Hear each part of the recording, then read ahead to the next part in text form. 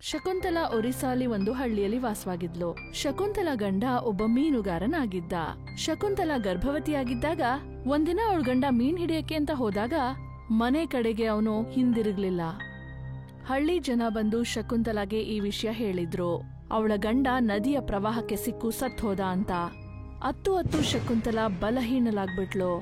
ಆದ್ರೆ ಹೊಟ್ಟೆಯಲ್ಲಿರೋ ಮಗುಗೋಸ್ಕರ ಅವಳು ಧೈರ್ಯ ತಂದ್ಕೊಂಡ್ಲು. ಶಕುಂತಲಾ ಅವಳ ಗಂಡನ ನೆನಪಿಗೋಸ್ಕರ ನದಿ ತೀರದಲ್ಲಿದ್ದ ಒಂದು ಗುಡಿಸ್ಲಲ್ಲಿ ವಾಸ ಮಾಡಕ್ ಶುರು ಮಾಡಿದ್ಲು.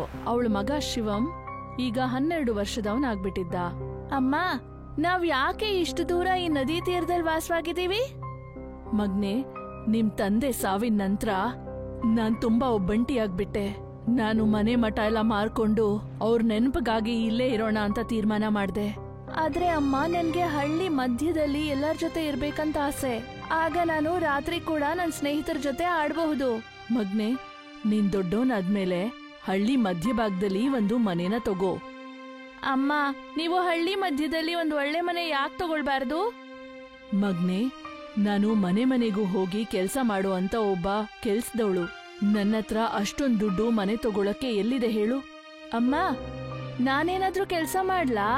ನೀವು ಮತ್ತೆ ನಾನು ಇಬ್ರು ಸಂಪಾದನೆ ಮಾಡಿದ್ರೆ ನಾವು ದುಡ್ಡನ್ನ ಕೂಡಿಡ್ಬಹುದಲ್ಲ? ಹೌದು ಕಂದ, ನೀನು ಒಂದ್ ಕೆಲ್ಸ ಹುಡ್ಕೊಂಬಿಡು. ಆದ್ರೆ ನೀನು ನಿನ್ನ ಓದನ್ನ ಬಿಡ್ಲೇಬಾರ್ದು. ಓದು ಮತ್ತೆ ಕೆಲ್ಸ ಒಟ್ಟೊಟ್ಟಿಗೆ ಮಾಡ್ಬೇಕ್ ನೀನು. ಚಿಕ್ಕ ಶಿವಂಗೆ ಎಷ್ಟು ಬುದ್ಧಿ ಇತ್ತೋ ಅದೇ ರೀತಿಯ ಕೆಲ್ಸಗಳನ್ನ ಅವನ್ ಮಾಡ್ತಾ ಇದ್ದ. ಒಂದು ಕೆಟಲ್ ಅಲ್ಲಿ ಟೀ ಹಾಕೊಳ್ತಾ ಇದ್ದ. ಮತ್ತೆ ಹೊಲಗಳ ಕಡೆ ಹೋಗಿ ರೈತರಿಗೆಲ್ಲ ಟೀನ ಮಾರ್ತಿದ್ದ. ಬಿರ್ಜು ಅಂಕಲ್, ಟೀ ತಗೊಳ್ಳಿ, ಇದು ಕೇವಲ 10 ರೂಪಾಯಿ ಅಷ್ಟೇ. ಕೊಡು ಶಿವಂ, ನಾನು ತುಂಬಾ ಸುಸ್ತಾಗೋಗ್ಬಿಟ್ಟಿದ್ದೆ. ಒಳ್ಳೇದಾಯ್ತು ನೀನು ಚಹಾ ತಗೊಂಡ್ಬಂದೆ. ಓ ಆರ್ಯ, ಬಂಟು, ಪ್ರೇಮ್ಪಾಲ್, ಸೋಂಪಾಲ್, ನೀವುಗಳು ಬನ್ನಿ, ಚಹಾ ಕುಡೀರಿ. ಟೀ ಎಲ್ಲ ಖಾಲಿ ಆದ್ಮೇಲೆ ಶಿವಂ ಅವನ್ ಮನೆಗ್ ಹೋಗಿ ಮತ್ತೆ ಟೀ ಹಾಕೊಂಡ್ ಬರ್ತಾ ಇದ್ದ. ಮತ್ತೆ ಹಳ್ಳಿಗೆ ವಾಪಸ್ ಹೋಗ್ತಾ ಇದ್ದ. ಇಲ್ ನೋಡಮ್ಮ, ಇವತ್ ನಾನು 200 ರೂಪಾಯಿ ಸಂಪಾದಿಸಿದೀನಿ. ಶಭಾಷ್ ಮಗ್ನೆ, ಇವತ್ ಇಡೀ ದಿನ ಕಷ್ಟಪಟ್ಟಿದ್ಯಾ ನೀನು. ನಾನು ರಾಮ್ಲಾಲ್ ಅವ್ರ ಸ್ವೀಟ್ ಅಂಗಡಿಗೆ ಹೋಗಿ ನಿನಗೋಸ್ಕರ 2 ಗುಲಾಬ್ ಜಾಮೂನ್ ತಗೊಂಡ್ ಬಂದಿದ್ದೀನಿ. ಶಿವಂ ಖುಷಿ ಪಟ್ಕೊಂಡು ಗುಲಾಬ್ ಜಾಮೂನ್ ತಿನ್ಕೊಂಡು ಬೇಗ ಮಲ್ಕೊಂಡ್ಬಿಡ್ತಾನೆ. ಹಳ್ಳಿಯಲ್ಲಿ ಎಲ್ರಿಗಿಂತ ದೊಡ್ಡ ಹೊಲ ಹೀರಾ ಸಿಂಗ್ ಅವ್ರದು. ಹೀರಾ ಹಳ್ಳಿಯಲ್ಲಿ ಬಹಳಾನೇ ಶ್ರೀಮಂತರಾಗಿದ್ರು. ಹಳ್ಳಿಯ ಮುಖ್ಯಸ್ಥರು ಕೂಡ ಅವ್ರು ಹೇಳೋದನ್ನ ಕೇಳ್ತಾ ಇದ್ರು. ಶಿವಂ ಒಂದಿನ ಹೀರಾ ಅವರ ಹೊಲಕ್ಕೆ ಹೋಗ್ಬಿಡ್ತಾನೆ. ಮತ್ತೆ ಅಲ್ಲಿ ಕೆಲಸ ಮಾಡೋರ್ಗೆ ಟೀ ಕೊಡ್ತಿದ್ದ. ಚಹಾ ಅಂತೂ ತುಂಬಾನೇ ಚೆನ್ನಾಗಿದೆ ಲಲ್ಲ. ಯಾರು ಮಾಡಿರೋದು? ನಮ್ಮಮ್ಮ ಮಾಡಿರೋದು. ಅದೇ ಸಮಯಕ್ಕೆ ಹೀರಾ ಅಲ್ಲಿಗ್ ಬರ್ತಾನೆ. ಏ ಹುಡ್ಗ, ನೀನು ಗದ್ದೆ ಒಳಗಡೆ ಹೇಗ್ ಬಂದೆ? ನೀವುಗಳು ನಿಮಗ್ ಕೂಲಿ ಕೆಲಸ ಮಾಡಕ್ಕೆ ದುಡ್ಡು ಕೊಡ್ತೀನಿ. ಇಲ್ಲಿ ಕೂತ್ಕೊಂಡು ಚಹಾ ಕುಡಿಯೋದಕ್ಕೋಸ್ಕರ ಅಲ್ಲ. ನಡೀರಿ, ಕೆಲಸ ಮಾಡಿ. ಏ ಹುಡ್ಗ, ಇಲ್ಲಿಂದ ನೀನ್ ಆಚೆ ಹೋಗು. ಇನ್ ಮುಂದೆ ಇಲ್ಲಿ ಯಾವತ್ತೂ ಕಾಣಿಸ್ಕೊಳ್ಬೇಡ. ಇದು ವ್ಯಾಪಾರ ಮಾಡೋ ಅಂತ ಜಾಗ ಅಲ್ಲ. ಯಾರ್ ಮಗ ನೀನು?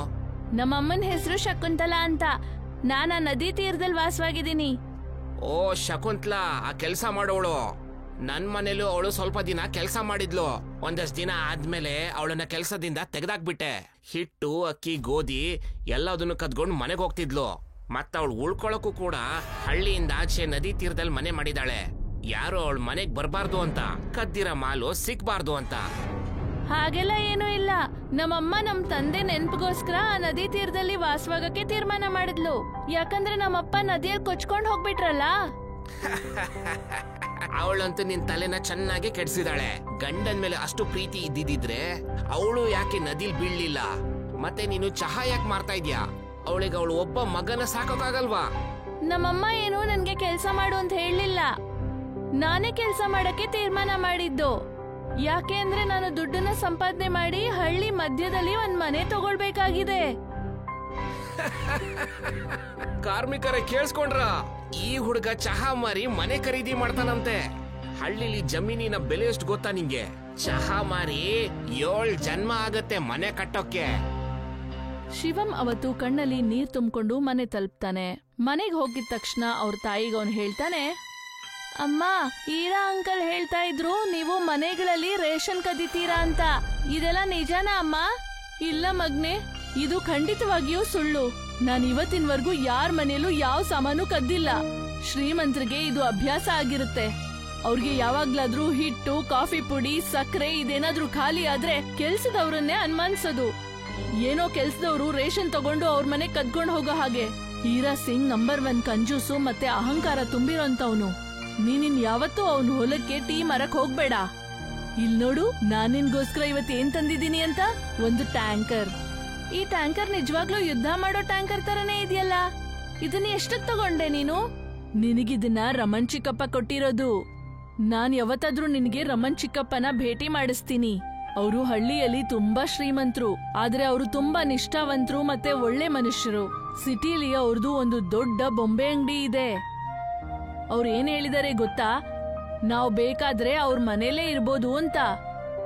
ನನ್ಗೆ ಟ್ಯಾಂಕರ್ ಬೇಡ ಅಮ್ಮ. ನನ್ಗೆ ಹಳ್ಳಿಯವರು ನನ್ಗೆ ನಿನ್ಗೆ ಏನಾದ್ರೂ ಒಂದ್ ಮಾತ್ ಅನ್ನೋದು ಇಷ್ಟ ಇಲ್ಲ. ನಾನೇ ಕಷ್ಟಪಟ್ಟು ಎಲ್ಲ ವಸ್ತುಗಳನ್ನ ತಗೊಳ್ತೀನಿ. ಹಳ್ಳಿಯಿಂದ 10 ಕಿಲೋಮೀಟರ್ ದೂರದಲ್ಲಿ ಒಂದು ಮಾರ್ಕೆಟ್ ಇತ್ತು. ಆ ಮಾರ್ಕೆಟ್ ಹತ್ರ ಹೋಗೋದಕ್ಕೆ 1 ಗಂಟೆ ಸೈಕಲ್ ತುಳಿಬೇಕಾಗಿತ್ತು. ಶಿವಂ ಒಂದು ಹಳೆಯ ಸೈಕಲ್ನ ವ್ಯವಸ್ಥೆ ಮಾಡ್ಕೊಂಡ. ಮತ್ತೆ ದಿನ 1 ಗಂಟೆ ಸೈಕಲ್ನ ಓಡಿಸ್ತಾ ಮಾರ್ಕೆಟ್ ಅಲ್ಲಿ ಟೀ ಮಾರಕ್ಕೆ ಅಂತ ಹೋಗ್ತಾ ಇದ್ದ. ಅವನು ರಸ್ತೆ ಬದಿಯಲ್ಲಿ ಟೀ ಮಾಡಕ್ಕೆ ಶುರು ಮಾಡ್ಬಿಟ್ಟ. ಶಿವಂಗೆ ಒಳ್ಳೆ ಸಂಪಾದನೆ ಆಗ್ತಾ ಇತ್ತು. ಆದ್ರೆ ದಿನ 20 ಕಿಲೋಮೀಟರ್ ಸೈಕಲ್ ತುಳಿಯೋದ್ರಿಂದ ಅವನಿಗೆ ತುಂಬಾನೇ ಸುಸ್ತಾಗ್ಬಿಡ್ತಾ ಇತ್ತು. ಅಮ್ಮ, ನಾನು ಊಟ ಮಾಡೋದಿಲ್ಲ. ನಂಗ್ ತುಂಬಾ ನಿದ್ದೆ ಬರ್ತಾ ಇದೆ. ನಾನ್ ಮಲ್ಗಕ್ ಹೋಗ್ತಿದ್ದೀನಿ. ಮಾರನೇ ದಿನ ಶಿವಂ ನಿದ್ದೆಯಿಂದ ಎದ್ದ. ಆಗ ಶಕುಂತಲಾ ಅವನಿಗೆ ಹೇಳಿದ್ಲು, ಮಗ್ನೆ, ಮಾರ್ಕೆಟ್ಗೆ ಹೋಗೋದ್ರಿಂದ ನಿನಗೆ ತುಂಬಾ ಸುಸ್ತಾಗ್ತಾ ಇದೆ. ನೀನು ಸ್ಕೂಲ್ಗೆ ಹೋಗೋದನ್ನು ಕಡಿಮೆ ಮಾಡಿದ್ಯಾ. ಹೀಗ್ ಮಾಡಿದ್ರೆ ನಿನ್ ಓದು ಅರ್ಧಂಬರ್ಧ ಆಗುತ್ತೆ. ಅಮ್ಮ, ನಾನು ಸ್ಕೂಲ್ ಪ್ರಿನ್ಸಿಪಲ್ ಹತ್ರ ಮಾತಾಡ್ಬಿಟ್ಟಿದೀನಿ. ನಾನ್ ಅವ್ರಿಗೆ ಕೆಲ್ಸ ಮಾಡೋದ್ರ ಬಗ್ಗೆ ಹೇಳಿದಕ್ಕೆ ಪ್ರಿನ್ಸಿಪಲ್ರು ನನಗೆ ಸ್ಕೂಲ್ಗೆ ಹೋಗ್ದೇನೆ ಎಕ್ಸಾಮ್ ತಗೊಳ್ಬಹುದು ಅಂತ ಹೇಳಿದಾರಮ್ಮ. ನಾನ್ ಹೇಗೋ ಟೈಮ್ ಮಾಡ್ಕೊಂಡು ಓದ್ಕೊಳ್ತೀನಿ, ಮತ್ತೆ ಪರೀಕ್ಷೆ ಬರ್ದ್ಬಿಡ್ತೀನಿ. ಶಿವಂ ಟೀ ಮಾರೋದಷ್ಟೇ ಅಲ್ಲ, ಅದ್ರ ಜೊತೆ ಒಂದು ಜನರಲ್ ಸ್ಟೋರ್ಸ್ ಕೂಡ ತೆರೀತಾನೆ. ಅವನು 8 ವರ್ಷ ಕಷ್ಟಪಟ್ಟು ಕೆಲಸ ಮಾಡ್ತಾನೆ. ಶಿವಂ ಮತ್ತೆ ಅವನ ತಾಯಿ 4 ಲಕ್ಷ ರೂಪಾಯಿನ ಒಂದ್ಗೂಡಿಸ್ತಾರೆ. ಅಮ್ಮ, ನಮ್ಮ ಹತ್ರ ಈಗ ಸಾಕಷ್ಟು ಹಣ ಇದೆ. ನಾವೀಗ ಹಳ್ಳಿಲಿ ಒಂದು ಮನೆ ಹುಡುಕಕ್ಕೆ ಶುರು ಮಾಡೋಣ. ಶಕುಂತಲಾ ಯಾರೆಲ್ಲ ಮನೆಯಲ್ಲಿ ಕೆಲಸ ಮಾಡ್ತಿದ್ಲೋ ಅವಳು ಆ ಮನೆಗಳಲ್ಲಿ ಮಾತಾಡಿದ್ಲು.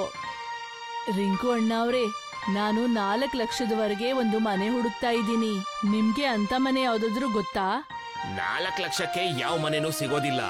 ಈಗ ಮೊದ್ಲಿನ ಕಾಲ ತರ ಅಲ್ಲ, 3-4 ಲಕ್ಷಕ್ಕೆ ಮನೆ ಸಿಗೋಕೆ. ಹಳ್ಳಿಲಿ ಒಂದು ಸಣ್ಣ ಪುಟ್ಟ ಮನೆ ಖರೀದಿ ಮಾಡಕ್ಕೂ 10 ಲಕ್ಷ ಬೇಕಾಗತ್ತೆ. ಶಕುಂತಲಾ ಎಷ್ಟೋ ಜನರ ಹತ್ರ ಕೇಳ್ತಾಳೆ, ಆದ್ರೆ ಅವಳಿಗೋಸ್ಕರ ಯಾರು ಮನೆ ಕೊಡೋದಿಲ್ಲ. ಕಡೆಗೆ ಶಕುಂತಲಾ ರಮಣ್ ಅವರ ಮನೆಗೆ ಹೋಗ್ತಾಳೆ. ಶಕುಂತಲಾ ಅದ್ಕೆ, ನಾನ್ ಕೇಳ್ಪಟ್ಟೆ ನೀವು ಹಳ್ಳಿಲಿ ಮನೆ ಹುಡುಕ್ತಿದ್ದೀರಾ ಅಂತ. ಹೌದಣ್ಣ, ಹುಡುಕ್ತಾನೆ ಇದ್ದೀನಿ. ಆದ್ರೆ ನನ್ನ ಹತ್ರ ಬರೀ 4 ಲಕ್ಷ ರೂಪಾಯಿ ಇರೋದು. ಹಳ್ಳಿಯವ್ರು ಹೇಳ್ತಿದ್ದಾರೆ ಇಷ್ಟ್ ದುಡ್ಡಲ್ಲಿ ಯಾವ್ದೇ ಮನೆ ಸಿಗಲ್ಲ ಅಂತ. ಹಾ, ಹಳ್ಳಿಯವ್ರ ಮಾತಲ್ಲಿ ಸ್ವಲ್ಪ ನಿಜ ಕೂಡ ಇದೆ. ಆದ್ರೆ ನೀವು ಪ್ರಯತ್ನ ಪಟ್ರೆ ನೀವು ಈ ಮನೆನ 4 ಲಕ್ಷದಲ್ಲಿ ಖರೀದಿ ಮಾಡಬಹುದು. ಆದ್ರೆ ಇದು ತುಂಬಾ ದೊಡ್ಡ ಮನೆ. ಏನು ಪರವಾಗಿಲ್ಲ, ನೀವು ನನ್ನ ಪರಿವಾರಕ್ಕೆ ಇಷ್ಟು ವರ್ಷಗಳಿಂದ ಸೇವೆ ಮಾಡ್ತಿದ್ದೀರಾ. ಮತ್ತೆ ನನ್ ಕರ್ತವ್ಯ ಕೂಡ. ನನ್ನ ಪರಿವಾರ ಪೇಟೆಲೆ ಇರ್ತೀವಿ. ಆದ್ರೆ ಈ ಹಳ್ಳಿ ನನ್ನ ಜನ್ಮಭೂಮಿ. ಮತ್ತೆ ವರ್ಷದಲ್ಲಿ 1-2 ಸತಿ ಸುತ್ತಾಡೋಕೋಸ್ಕರ ಇಲ್ಲಿಗೆ ಬರ್ತಾ ಇರ್ತೀನಿ. ನಾವ್ ಬಂದಾಗ 1-2 ದಿವಸ ಇಲ್ಲಿರಕ್ಕೆ ಅವಕಾಶ ಮಾಡ್ಕೊಡಿ. ಇದೆಂತ ಮಾತಾಡ್ತಿದ್ದೀರಿ ನೀವು ಅಣ್ಣ? ನಾನು ನನ್ ಮಗ ಇಲ್ಲೇ ಇರ್ತೀವಿ. ಆದ್ರೆ ಈ ಮನೆ ನಿಮ್ದೆ. ನೀವ್ ಯಾವಾಗ ಬೇಕೋ ಅವಾಗ ಬರ್ಬೋದು. ಶಕುಂತಲಾಗೆ 4 ಲಕ್ಷ ರೂಪಾಯಿಗೆ ದೊಡ್ಡ ಮನೆನೇ ಸಿಗುತ್ತೆ. ಶಿವಂ ತುಂಬಾ ಖುಷಿ ಪಟ್ಟ. ಒಂದಿನ ಹೀರಾ ಸಿಂಗ್ ಅದೇ ರಸ್ತೆಯಲ್ಲಿ ನಡೀತಾ ಇದ್ದಾಗ ಶಿವಂ ಅವನ್ಗೆ ಹೇಳ್ತಾನೆ, ಹೀರಾ ಅಣ್ಣ, ಜ್ಞಾಪಕ ಇದ್ಯಾ? ನೀವ್ ಹೇಳಿದ್ರಲ್ಲ 7 ಜನ್ಮ ಆದ್ರೂ ನೀನ್ ಹಳ್ಳಿಲಿ ಒಂದು ಮನೆ ತಗೊಳಕ್ ಆಗೋದಿಲ್ಲ ಅಂತ. ಇದನ್ ನೋಡಿ, ನನಗಿದೇ ಜನ್ಮದಲ್ಲಿ ಇಷ್ಟು ದೊಡ್ಡ ಮನೆ ಸಿಕ್ಕಿದೆ ಅಂತ. ಹೀರಾ ಆ ಸಮಯದಲ್ಲಿ ಯಾವ್ದೋ ಕೇಸ್ಗೋಸ್ಕರ ಕೋರ್ಟ್ಗೆ ಹೋಗ್ತಿದ್ದ. ಶಿವಂ ಮಾತನ್ನ ಕೇಳಿ ಹೀರಾಗೆ ರಕ್ತ ಕುದೀತಾ ಇತ್ತು. ಏ ಹುಡುಗ, ನಿನಗ್ ಗೊತ್ತಾ ನಾನು ಎಷ್ಟು ದೊಡ್ಡ ಕೆಲ್ಸದ ಮೇಲೆ ಹೊರಗಡೆ ಹೋಗ್ತಾ ಇದ್ದೀನಿ ಅಂತ? ನನ್ನನ್ನ ಅರ್ಧ ರಸ್ತೆಯಲ್ಲಿ ನಿಲ್ಲಿಸ್ಕೊಂಡು ನೀನ್ ಒಳ್ಳೇದ್ ಮಾಡ್ಲಿಲ್ಲ. ನಿನ್ನನ್ನ ನಾನು ಆಮೇಲೆ ನೋಡ್ಕೊಳ್ತೀನಿ. ಆ ರಾತ್ರಿ ಹೀರಾ ಯೋಚಿಸ್ತಾ ಇದ್ದ, ಶಿವಂಗೆ ಇಷ್ಟು ದೊಡ್ಡ ಮನೆ ಹೇಗ್ ಸಿಕ್ತು ಅಂತ. ಮಾರನೇ ದಿನ ಪ್ರಧಾನರ ಹತ್ರ ಹೇಳಿ ಹಳ್ಳಿಯಲ್ಲಿ ಒಂದು ಅಭಿಯಾನವನ್ನ ಶುರು ಮಾಡ್ತಾನೆ. ಆಗ ಸರ್ಕಾರಿ ಆಫೀಸರ್ಗಳು ಶಿವಂ ಮನೆಗ್ ಬರ್ತಾರೆ. ನೀವೆಲ್ಲ ಯಾರು? ನಾವುಗಳು ಸರ್ಕಾರದ ವತಿಯಿಂದ ಬಂದಿದೀವಿ. ನಾವೆಲ್ಲರ ಮನೆಯ ಪತ್ರಗಳನ್ನ ನೋಡಕ್ಕೆ ಅಂತ ಬಂದಿದೀವಿ. ಯಾರ್ಯಾರು ಅಕ್ರಮವಾಗಿ ಇಲ್ಲಿ ಉಳ್ಕೊಂಡಿದ್ದಾರೆ ಅವರನ್ನ ಕಂಡು ಹಿಡಿಯೋದಕ್ಕೆ. ನೀನ್ ಈ ಮನೆಯ ಕಾಗದ ಪತ್ರ ತೋರ್ಸು. ಆ ಮನುಷ್ಯ ಎಲ್ಲ ಪೇಪರ್ನ ಚೆಕ್ ಮಾಡ್ತಾನೆ. ಎಲ್ಲಾ ಪೇಪರ್ಗಳು ಸರಿಯಾಗಿದ್ವು. ಮನೆ ಶಿವಂ ಅವರ ತಾಯಿ ಹೆಸರಲ್ಲಿತ್ತು. ನಾವೆಲ್ಲ ಕಾಗದ ಪತ್ರಗಳನ್ನ ನೋಡಿದ್ವಿ. ಆ ಮನೆ ಶಕುಂತಲಾ ಹೆಸರಲ್ಲೇ ಇದೆ. ಸರಿ, ನೀನ್ ಹೊರಡ್ಬೋದು. ಆ ಹುಡ್ಗ ದಿನಾಗ್ಲೂ ಮಾರ್ಕೆಟಿಗೆ ಹೋಗ್ತಾನೆ. ರಸ್ತೆಲಿ ಅವನನ್ನ ರೋಡಿಗಳಿಂದ ಹೊಡಿಸ್ತೀನಿ. ಆ ಮನೆ ಬಿಟ್ಬಿಟ್ಟು ಅವನು ಅಲ್ಲಿಂದ ಓಡ್ ಹೋಗಾಗ್ ಮಾಡ್ತೀನಿ. ಅವನು ಈ ಬಾಹುಬಲಿ ಹೀರಾ ಸಿಂಗ್ನ ಎದುರು ಹಾಕೊಂಡಿದ್ದಾನೆ. ಹೀರಾ ಕೆಲವು ರೌಡಿಗಳಿಗೆ ದುಡ್ಡು ಕೊಟ್ಟ. ರೌಡಿಗಳು ಮಾರನೇ ದಿನದ ಪೂರ್ತಿ ಪ್ಲಾನಿಂಗ್ ಮಾಡ್ಕೊಂಡ್ರು. ಆದ್ರೆ ರಾತ್ರಿ ಹಳ್ಳಿಯಲ್ಲಿ ಒಂದು ದೊಡ್ಡ ಬಿರುಗಾಳಿ ಬಂತು. ಬಂಗಾಳ ಕೊಲ್ಲಿಯಿಂದ ಬರುವಂತ ಈ ಪ್ರವಾಹ ಹಳ್ಳಿಗೆ ಯಾವಾಗ್ಲೂ ನುಗ್ಬಿಡ್ತಾ ಇತ್ತು. ಆದ್ರೆ ಈ ಬಾರಿ ಒಂದು ದೊಡ್ಡ ಚಂಡಮಾರುತಾನೆ ಬಂತು. ಹಳ್ಳಿಯ ಎಲ್ಲ ಮನೆಗಳು ಬಿದ್ದು ಹೋಗ್ಬಿಡ್ತವೆ. ಹೀರಾ ಮತ್ತೆ ಶಿವಂನ ಮನೆ ಕೂಡ ಉಳ್ಕೊಳ್ಳಿಲ್ಲ. ಈಗ ಹೇಳು ಶಿವಂ, ಏನ್ ಹೇಳ್ತೀಯ? ನಿನ್ ಹತ್ರ ಅಷ್ಟು ದುಡ್ಡಿದ್ಯಾ ಮತ್ತೆ ಮನೆ ಕಟ್ಸೋಕೆ? ನನ್ನ ಹತ್ರ ತುಂಬಾ ಬ್ಯಾಂಕ್ ಬ್ಯಾಲೆನ್ಸ್ ಇದೆ. ನಾನು ಮೊದ್ಲಿಗಿಂತ ಈಗ ದೊಡ್ಡ ಬಂಗ್ಲೆ ಕಟ್ಟಿಸ್ತೀನಿ. ಶಿವಂ ಮತ್ತೆ ಶಕುಂತಲಾ ಮತ್ತೆ ಬೀದಿ ಬೀದಿ ಅಲಿತಾ ಇದ್ರು. ನದಿಯಲ್ಲಿ ನೀರು ಕೂಡ ಬಹಳ ಹೆಚ್ಚಾಗ್ತಾ ಇತ್ತು. ಅದಕ್ಕೆ ನದಿ ತೀರದಲ್ಲಿದ್ದಂತ ಅವರ ಹಳೆ ಮನೆ ಕೂಡ ಕೊಚ್ಕೊಂಡು ಹೋಗಿತ್ತು. ಅಮ್ಮ, ನಾವು ಒಂದ್ ಸ್ವಲ್ಪ ದಿವಸಕ್ಕೆ ಈ ಕಾಡಿನ ಆಶ್ರಯ ತಗೊಳ್ಳೋಣ. ಅವರಿಬ್ರು ಕಾಡಿನ ಕಡೆಗೆ ಹೋದಾಗ ಅವರಿಬ್ರಿಗೂ ಅಲ್ಲಿ ಒಂದು ದೊಡ್ಡ ಟ್ಯಾಂಕರ್ ಕಾಣಿಸುತ್ತೆ. ಅಮ್ಮ, ಇದು ಅದೇ ಟ್ಯಾಂಕ್ ಅನ್ಸುತ್ತೆ. 8 ವರ್ಷದ ಹಿಂದೆ ನನಗೆ ಕೊಟ್ಟಿದ್ರಲ್ಲ, ಆದ್ರೆ ಇದಿವಾಗ ದೊಡ್ಡದಾಗಿದೆ. ಶಕುಂತಲಾ ಮತ್ತೆ ಶಿವಂ ಆ ಟ್ಯಾಂಕರ್ ಒಳಗಡೆ ಹೋಗ್ತಾರೆ. ಟ್ಯಾಂಕರ್ ಒಳಗಡೆ 2 ಕೋಣೆ ಮತ್ತೆ ಅಡ್ಗೆ ಮನೆ ಇತ್ತು. ಮಗ್ನೆ, ಈ ಟ್ಯಾಂಕರ್ ಅಲ್ಲಿ ಪೂರ್ತಿ ಮನೆನೇ ಮಾಡಿದ್ದಾರೆ. ನಾವಿದ್ರಲ್ಲಿ ವಾಸ ಮಾಡಬಹುದು. ಶಕುಂತಲಾ ಮತ್ತೆ ಶಿವಂ ಟ್ಯಾಂಕ್ ನ ಒಳಗಡೆನೆ ಇರ್ತಾ ಇದ್ರು. ಆ ಟ್ಯಾಂಕರ್ ನ ಎಲ್ಲಿಗ್ ಬೇಕಾದ್ರೂ ಓಡಿಸ್ಕೊಂಡು ಹೋಗಬಹುದಿತ್ತು. ಆ ಹಳ್ಳಿಯ ಜನ ಕೂಡ ಟ್ಯಾಂಕರ್ ನ ಒಳಗಡೆ ಹೇಗಿರುತ್ತೆ ಅನ್ನೋ ಅನುಭವ ಪಡಿತಿದ್ರು. ಮತ್ತೆ ಶಿವಂ ಅವರ ಹತ್ರ ಬಾಡಿಗೆ ತಗೊಳ್ತಿದ್ದ. ಬಡವನ ಟ್ಯಾಂಕಿನ ಮನೆ ಇದು. ನನ್ ಬಂಗ್ಲೆ ಅಷ್ಟೇನ್ ಚೆನ್ನಾಗಿಲ್ಲ. ಹೀರಾ ಹಳ್ಳಿಯಲ್ಲಿ ಒಂದು ದೊಡ್ಡ ಬಂಗ್ಲೆನ ಅವನಿಗೋಸ್ಕರನೇ ಕಟ್ಸ್ಕೊಂಡಿದ್ದ. ಆದ್ರೆ ಪ್ರವಾಹ ಮತ್ತೆ ಬಂತು. ಮತ್ತೆ ಅವನ್ ಮನೆ ಮತ್ತೆ ಬಿದ್ದು ಹೋಯ್ತು. ಆದ್ರೆ ಶಿವಂನ ಟ್ಯಾಂಕರ್ಗೆ ಮಾತ್ರ ಯಾವುದೇ ಹಾನಿ ಆಗ್ಲಿಲ್ಲ. ಇವಾಗ ಹೇಳಿ ಹೀರಾ ಅಣ್ಣ, ಯಾರ್ ಮನೆ ಚೆನ್ನಾಗಿ ಗಟ್ಟಿಯಾಗಿದೆ? ಹೀರಾಗೆ ತುಂಬಾನೇ ಕೋಪ ಬಂತು. ಒಂದಿನ ಹೀರಾ ಕೆಲವು ರೌಡಿಗಳನ್ನ ಆ ಟ್ಯಾಂಕರ್ ಹತ್ರ ಕಳಿಸ್ಕೊಡ್ತಾರೆ. ಶಿವಂ ಟ್ಯಾಂಕ್ ನ ಒಂದು ಬಟನ್ ಒತ್ತುತ್ತಾನೆ. ಮತ್ತೆ ಟ್ಯಾಂಕ್ ನ 4 ಕಡೆಗಳಿಂದ ಗುಂಡುಗಳು ಹಾರಕ್ಕೆ ಶುರುವಾದ್ವು. ಮತ್ತೆ ಆ ರೌಡಿಗಳು ಅಲ್ಲಿಂದ ಓಡ್ ಹೋಗ್ಬಿಡ್ತಾರೆ. ಇನ್ ಮುಂದೆ ನಾವು ಆ ಟ್ಯಾಂಕ್ ಹತ್ರ ಹೋಗೋದಿಲ್ಲ ಯಜಮಾನ್ರೆ. ಆ ಟ್ಯಾಂಕ್ ಇಂದ ಬುಲೆಟ್ಗಳು ಬರ್ತಾ ಇದೆ ಅನ್ಸುತ್ತೆ. ನಾನು ಈ ರೀತಿಯಿಂದ ಟ್ಯಾಂಕ್ ನ ನಾಶ ಮಾಡಕ್ ಆಗೋದಿಲ್ಲ. ಕಬ್ಣಾನ ತುಂಡು ಮಾಡುತ್ತೆ. ಹೀರಾ ಚೈನಾಯಿಂದ ಕೋಟಿ ಕೋಟಿ ದುಡ್ಡನ್ನ ಖರ್ಚು ಮಾಡಿ ಒಂದು ಯುದ್ಧದ ಟ್ಯಾಂಕರ್ ತರಿಸ್ಕೊಳ್ತಾನೆ. ಹೀರಾ ಅವನೇ ಟ್ಯಾಂಕರ್ ನಲ್ಲಿ ಕೂತು ಶಿವಂನ ಟ್ಯಾಂಕರ್ಗೆ ಗುಂಡುಗಳ ದಾಳಿ ಮಾಡಕ್ಕೆ ಅಂತ ಹೋಗ್ತಾನೆ. ಅವನು ಎಲ್ಲಾ ರೀತಿಯಲ್ಲಿ ಶಿವಂನ ಟ್ಯಾಂಕರ್ ಮೇಲೆ ದಾಳಿ ಮಾಡ್ತಾ ಇರ್ತಾನೆ. ಆದ್ರೆ ಶಿವಂನ ಟ್ಯಾಂಕರ್ಗೆ ಅವನ್ ಕೈಯಿಂದ ಏನು ಮಾಡಕ್ಕಾಗೋದಿಲ್ಲ. ಅಮ್ಮ, ಈ ಹೀರೋ ಅಂತೂ ನಮ್ ಟ್ಯಾಂಕ್ ನ ನಾಶ ಮಾಡ್ಬೇಕು ಅಂತ ಬಂದಿದ್ದಾನೆ. ನನಗೆ ಅರ್ಥ ಆಗ್ತಾ ಇಲ್ಲ ಏನ್ ಮಾಡ್ಬೇಕು ಅಂತ. ನಮ್ ಟ್ಯಾಂಕ್ ಅಲ್ಲಿ ತುಂಬಾ ಬಟನ್ ಇದೆ. ಯಾವ ಬಟನ್ ಒತ್ಲಿ? ಮಗ್ನೆ, ಈ ಕೆಂಪು ಬಟನ್ ನ ಒತ್ತುಬಿಡು. ಕೆಂಪು ಬಟನ್ ಒತ್ತಿದ ಕೂಡ್ಲೆ ಒಂದು ಮಿಸೈಲ್ ಬರುತ್ತೆ. ಮತ್ತೆ ಹೀರಾ ಟ್ಯಾಂಕ್ ಪೂರ್ತಿಯಾಗಿ ನಾಶವಾಗ್ಬಿಡತ್ತೆ. ಸರಿಯಾಗಿ ಹೇಳಿದ್ದಾರೆ. ಚೀನಿಗಳ ವಸ್ತು ಚೀನಿಗಳ ತರನೇ ಇರುತ್ತೆ. ಶಿವಂ, ನನ್ನನ್ನ ಕ್ಷಮಿಸ್ಬಿಡು. ನಾನು ನಿನ್ನ ಟ್ಯಾಂಕ್ ಅನ್ನ ನಾಶ ಮಾಡೋಕ್ ಆಗೋದಿಲ್ಲ. ನೀನು ಖುಷಿಯಿಂದ ನಿನ್ನ ಟ್ಯಾಂಕ್ ಅಲ್ಲಿ ನಿನ್ನ ಜೀವನನ ನಡೆಸು. ಸುಂಟ್ರು ಗಾಳಿಯ ಯಾವ ಭರವಸೆನೂ ಇಲ್ಲ. ನಾನೊಂದು ಗುಡಿಸ್ಲು ಮಾಡ್ಕೊಂಡಿರ್ತೀನಿ. ಲಲಿತ್ ಒರಿಸ್ಸನ ಒಂದು ಊರಲ್ಲಿ ಇರ್ತಾ ಇದ್ದ. ಊರಿನ ಸಮುದ್ರದ ಹತ್ರ ಒಂದು ಹೋಟೆಲ್ನ ಓನರ್ ಅವನ್ ತಂದೆನೇ ಆಗಿದ್ದ. ಲಲಿತ್ಗೆ ಸಿಟಿ ಕಡೆ ಹೋಗಲು ಇಷ್ಟನೇ ಇರ್ಲಿಲ್ಲ. ಅವನು ಊರಿನ ಫ್ರೆಂಡ್ಸ್ ಜೊತೆ ಮತ್ ಊರಿನ ವಾತಾವರಣದಲ್ಲಿ ಖುಷಿಯಾಗಿ ಇರ್ತಾ ಇದ್ದ. ಬೆಳಗಿನ ಜಾವ ತುಂಬಾ ಚೆನ್ನಾಗಿದೆ. ಸ್ವಲ್ಪ ಬಿಸಿ ಬಿಸಿಯಾದ ಜಿಲೇಬಿ ತಿನ್ಕೊಂಬರ್ತೀನಿ. ಲಲಿತ್, ನಿನ್ನೆ ರಾತ್ರಿ ನಿನ್ ತಂದೆಯವರು ಫೋನ್ ಮಾಡಿದ್ರು. ಅವ್ರು ನಿನ್ನ ಅಲ್ಲಿ ಕರೀತಾ ಇದ್ದಾರೆ. ನೀನ್ ಎಷ್ಟ್ ದಿನ ಅಂತ ಇವರಲ್ಲೇ ಆರಾಮಾಗಿರ್ತೀಯ ಸ್ವಲ್ಪ ಹೇಳು. ಇವಾಗ ಸಿಟಿ ಕಡೆಗೆ ಹೋಗಿ ಹೋಟೆಲ್ನ ನೋಡ್ಕೋ. ಅಮ್ಮ, ನನಗೆ ಅಷ್ಟೊಂದು ವಯಸ್ಸು ಇವಾಗೆಲ್ಲ ಆಗಿದೆ. ಇನ್ನೊಂದ್ ಸ್ವಲ್ಪ ದಿನ ನಾನು ಹಳ್ಳಿಲೇ ಇರ್ತೀನಿ ಬಿಡಿ. ಲಲಿತ್ ಬೆಳಿಗ್ಗೆನೆ ಊರಿನ ಕಡೆಗೆ ಹೋಗ್ಬಿಡ್ತಾನೆ. ಮತ್ ಊರಿನ ಜನರ ಹತ್ರ ಎಲ್ಲ ಮಾತಾಡ್ಕೊಂಡು ಒಂದು ಸ್ವೀಟ್ಸ್ ಅಂಗಡಿ ಕಡೆಗೆ ಬರ್ತಾನೆ. ಅಲ್ಲೇ ಅವನ್ ಫ್ರೆಂಡ್ಸ್ ಎಲ್ರೂ ಕೂಡ ಬರ್ತಾರೆ. ತುಂಬಾನೇ ಮಾತಾಡ್ತಾರೆ ಮತ್ತು ಅವರೆಲ್ಲ ಒಬ್ರಿಗೊಬ್ರು ಸಮೋಸ ಮತ್ತೆ ಜಿಲೇಬಿ ತಿನ್ನಿಸ್ತಾ ಇರ್ತಾರೆ. ಮಧ್ಯಾಹ್ನದ ಹೊತ್ತಿಗೆ ಲಲಿತ್ ಒಂದ್ ಮರದ ಕೆಳಗಡೆ ಅವನ್ ಫ್ರೆಂಡ್ ನೀಲಂ ಜೊತೆ ಕುತ್ಕೊಂಡೇ ಇರ್ತಾನೆ. ಅವನು ಅವರೆಲ್ರ ಜೊತೆ ಆಟ ಆಡ್ತಾ ಇರ್ತಾನೆ. ನಿನ್ ತಲೆಲಿರೋದು ಅದು ತುಂಬಾ ಚೆನ್ನಾಗಿ ಕಾಣಿಸ್ತಾ ಇದೆ. ಇದನ್ ತೆಗಿ ನನ್ ತಲೆಯಿಂದ, ಇದ್ ನನಗ್ ಕಚ್ಚಿದ್ರೆ. ಒಂದಿನ ಸಂಜೆ ಲಲಿತ್ ಅವನ್ ಮನೆಗೆ ವಾಪಸ್ ಬಂದಾಗ ಅವ್ನ್ ನೋಡ್ತಾನೆ ಅವನ್ ತಂದೆ ಬೆಡ್ ಮೇಲೆ ಹುಷಾರ್ ತಪ್ಪಿ ಮಲ್ಗಿದ್ರು ಅಂತ. ನೀವ್ ಯಾವಾಗ ಬಂದ್ರಿ ಅಪ್ಪ? ಮಗ, ನಿನ್ ತಂದೆಗೇನೋ ಸ್ವಲ್ಪ ದಿನದಿಂದ ಹುಷಾರಿಲ್ಲ. ಏನು ಹುಷಾರಿಲ್ಲ ಅಂತ ಹೇಳ್ಬಿಟ್ಟೆ ಇವ್ರು ಇಷ್ಟ ದಿನ ನಮ್ಮ ಊರಿಗೆ ಬಂದಿಲ್ಲ. ಇವಾಗ ಬಂದು ಇಲ್ಲೇ ಇರ್ತೀನಿ ಅಂತ ಹೇಳ್ತಾ ಇದ್ದಾರೆ. ಇವಾಗ ನೀನೇ ಸಿಟಿ ಕಡೆಗೆ ಹೋಗಿ ಆ ಹೋಟೆಲ್ನೆಲ್ಲ ನೋಡ್ಕೋಬೇಕಾಗುತ್ತೆ. ಲಲಿತ್ಗೆ ಸಿಟಿ ಕಡೆಗೆ ಹೋಗೋದ್ ಬಿಟ್ಟು ಬೇರೆ ಏನು ದಾರಿ ಇರ್ಲೇ ಇಲ್ಲ. ಲಲಿತ್ ಸಿಟಿ ಕಡೆಗೆ ಬಂದಾಗ ಅಲ್ಲಿ ಅವನ್ಗೆ ಅವನ್ ಹೋಟೆಲ್ ಸೇವಕ ಸುಖಿಲಾಲ್ ಸಿಗ್ತಾನೆ. ನಮಸ್ಕಾರ ಚಿಕ್ಕ ಯಜಮಾನ್ರೆ, ನಾನ್ ನಿಮ್ಗೆ ತುತ್ತನ್ನ ತಿನ್ಸಿದೀನಿ. ನೀವೀಗ ದೊಡ್ಡವರಾಗಿದ್ದೀರಾ. ಗ್ರೌಂಡ್ ಫ್ಲೋರ್ ರೂಮು ನಿಮ್ದು. ನೀವು ಸ್ವಲ್ಪ ದುಡ್ಡಿನ ವಿಚಾರವನ್ನ ನೋಡ್ಕೊಳ್ಳಿ. ಉಳ್ದಿದ್ ಕೆಲ್ಸ ಎಲ್ಲ ನಾನೇ ನೋಡ್ಕೋತೀನಿ. ಒಂದಿನ ಲಲಿತ್ ಸಮುದ್ರದ ತೀರದಲ್ಲಿ ಕುಳಿತಿದ್ದ. ಅವಾಗ ಅವನ್ ನೋಡ್ತಾನೆ ಅವನ್ ವಯಸ್ಸದೇ ಹುಡುಗ ಒಂದು ಟೋಟಾಯ್ಸ್ ನ ಹಿಡ್ಕೊಂಡಿರ್ತಾನೆ. ಅವನು ಆ ಟೋಟಾಯ್ಸ್ ಮೇಲೆ ಕಾಲಿಟ್ಟು ಆ ಟೋಟಾಯ್ಸ್ ನ ಸಾಯಿಸ್ಬೇಕಂತಾನೆ ಇದ್ದ. ಲಲಿತ್ಗೆ ಆ ಟಾಟಾಯ್ಸ್ ನೋಡಿ ತುಂಬಾನೇ ಬೇಜಾರಾಗುತ್ತೆ. ಅವನು ಆ ಹುಡ್ಗನ ಹತ್ರ ಹೇಳ್ತಾನೆ, ನೀನ್ ಅದರ ಪ್ರಾಣ ತೆಗೆಯೋದಕ್ಕಿಂತ ಯಾಕೆ ನಿಂತಿದೀಯಾ? ಅದನ್ನ ವಾಪಸ್ ಸಮುದ್ರಕ್ಕೆ ಹೋಗಕ್ ಬಿಡು. ಇದನ್ನ ನಾನು ಹಿಡಿದಿದ್ದೀನಿ. ಇದ್ರ ಜೊತೆ ನಾನು ಏನ್ ಬೇಕಾದ್ರೂ ಮಾಡ್ತೀನಿ. ನೀನ್ ಯಾರು ನನ್ನ ತಡೆಯೋದಕ್ಕೆ? ಅದೊಂದು ಜೀವ ಇರೋ ಪ್ರಾಣಿ.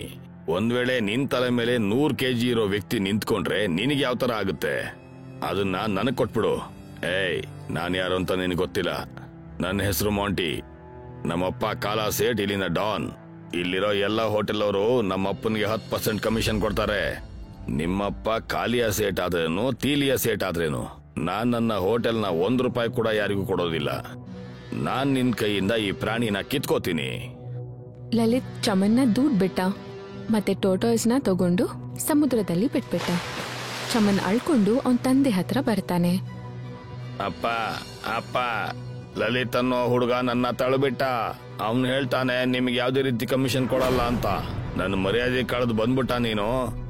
ಈಗ ನಿನ್ ಮನೇಲೇ ಇರು. ನಾನು ಆ ಹುಡುಗನ್ನ ನೋಡ್ಕೋತೀನಿ. ಅದೇ ರಾತ್ರಿ ಕಾಲಿಯಾ ಸೇಠ್ ಲಲಿತ್ ಅವ್ರ ಹೋಟೆಲ್ಗೆ ಬಂದ್ಬಿಟ್ರು. ಬನ್ನಿ ಕಾಲಿಯಾ ಅಣ್ಣ, ನಮ್ ದೊಡ್ಡ ಯಜಮಾನ್ರಿಗೆ ಸ್ವಲ್ಪ ಹುಷಾರಿಲ್ಲ.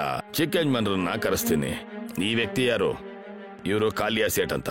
ಇವ್ರಿಗೆ ನೀವು 20,000 ರೂಪಾಯಿ ಕೊಡ್ಬೇಕು. 20,000 ಅಲ್ಲ, 40,000 ರೂಪಾಯಿ.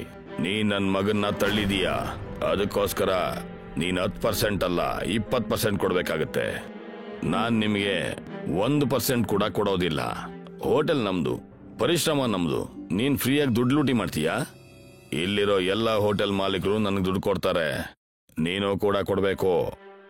ನಾನ್ ಎಲ್ಲ ಮಾಲೀಕರ ಹತ್ರನು ಹೋಗಿ ಅವ್ರಿಗೆ ಹೇಳ್ತೀನಿ ನಿನಗೆ 1 ರೂಪಾಯಿನೂ ಕೊಡಬಾರ್ದು ಅಂತ.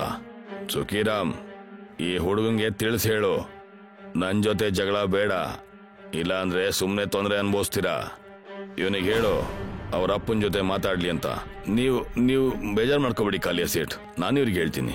ನೀವು ಸ್ವಲ್ಪ ದಿನ ಬಿಟ್ಟು ಬನ್ನಿ. ಮುಂದಿನ ಸಲ ಬರ್ತೀನಲ್ಲ, ಅವಾಗ ದುಡ್ಡು ರೆಡಿ ಆಗಿರ್ಬೇಕು. ಲಲಿತ್ ಮನೆಯವ್ರಿಗೆ ಕಾಲ್ ಮಾಡಿದಾಗ ಅವನ್ಗೆ ಗೊತ್ತಾಗುತ್ತೆ ಅವ್ರ ತಂದೆ ತೀರ್ಕೊಂಡ್ರು ಅಂತ. ಲಲಿತ್ ಊರಿಗೆ ಹೋದ. ಮಗ್ನಿ, ಈ ಮನೇಲಿ ಇನ್ನ ಯಾರೂ ಇಲ್ಲ, ನೀನ್ ಮದ್ವೆ ಮಾಡ್ಕೋ.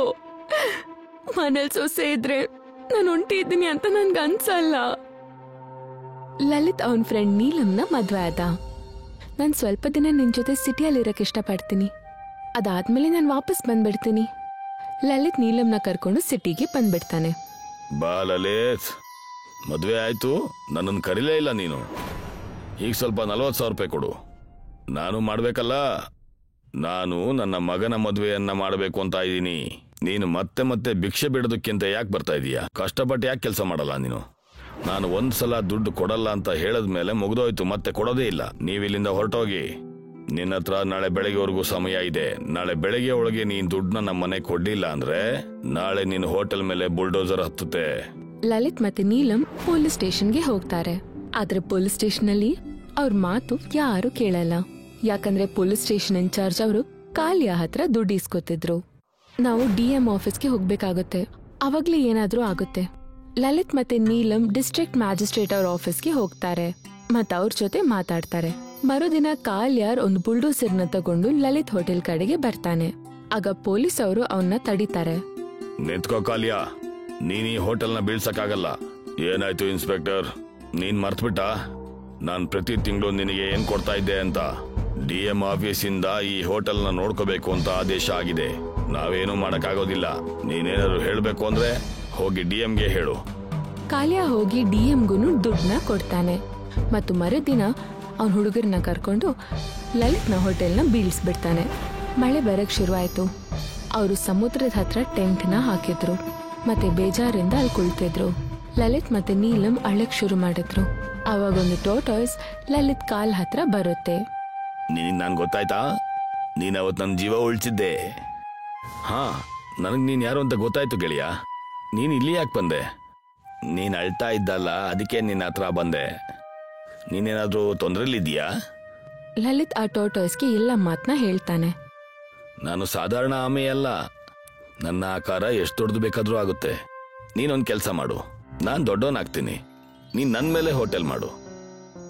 ಆ ಟಾಟಾಯ್ಸು ತುಂಬಾನೇ ದೊಡ್ಡದಾಗಿ ಆಯ್ತು ಮತ್ತು ಲಲಿತ್ ಅವ್ನ್ ಮಿಕ್ಕಿರೋ ದುಡ್ಡನ್ನ ಸೇರಿಸಿ ಅದ್ರ ಮೇಲೇನೆ ಒಂದು ಹೋಟೆಲ್ನ ಮಾಡ್ಬಿಡ್ತಾನೆ. ಆ ಟಾಟಾಯ್ಸ್ ಸಮುದ್ರದಲ್ಲಿ ತೇಲ್ಬೇಕಾದ್ರೆ ಆ ಹೋಟೆಲ್ ಕೂಡ ಅದ್ರ ಜೊತೆನೆ ತೇಲ್ತಾ ಇರುತ್ತೆ. ಟಾಟಾಯ್ಸ್ ಮೇಲೆ ಒಂದು ಹೋಟೆಲ್, ಇದು ಜನರಿಗೆ ತುಂಬಾನೇ ಇಷ್ಟ ಆಯ್ತು ಮತ್ತೆ ಹೋಟೆಲ್ ಪ್ರೈಸಸ್ ಕೂಡ ತುಂಬಾನೇ ಹೆಚ್ಚಾಗಿತ್ತು. ಆದ್ರೂ ಜನರು ಹೋಗ್ತಾ ಇದ್ರು. ಕಾಲಿಯಾ ಲಲಿತ್ನ ಹೋಟೆಲ್ನ ನೋಡಿದಾಗ ಅವನು ಬೆಚ್ಚಿ ಬಿದ್ದೋದ. ತುಂಬಾನೇ ಆಶ್ಚರ್ಯವಾಗಿತ್ತು. ಲಲಿತ್, ನೀನು ಹೊಸ ಹೋಟೆಲ್ ಮಾಡಿದೀಯಾ? ನೀನ್ ಗಳಿಸೋದ್ರಲ್ಲಿ 10% ನನಗೆ ಕೊಡ್ಬೇಕು. ನನ್ನ ಹೋಟ್ಲು ನೆಲದ ಮೇಲೆ ಇಲ್ವಲ್ಲ. ನಾನ್ ನಿನ್ಗೆ 10% ಕೊಡಕ್ಕೆ. ನೀನೇನಾದ್ರೂ ಹೋಟೆಲ್ ಬೀಳಿಸ್ಬೇಕು ಅಂತಿದ್ರೆ ಬೀಳಿಸ್ಬಿಟ್ ನೋಡು. ಕಾಲಿಯಾ ಬುಲ್ಡೋಸರ್ನ ತಗೊಂಡು ಆ ಹೋಟೆಲ್ ಹತ್ರ ಹೋಗ್ತಾನೆ. ಆದ್ರೆ ಟಾಟಾಯ್ಸ್ ಆ ಹೋಟೆಲ್ನ ತಗೊಂಡು ತುಂಬಾ ದೂರಕ್ಕೆ ಹೋಗುತ್ತೆ.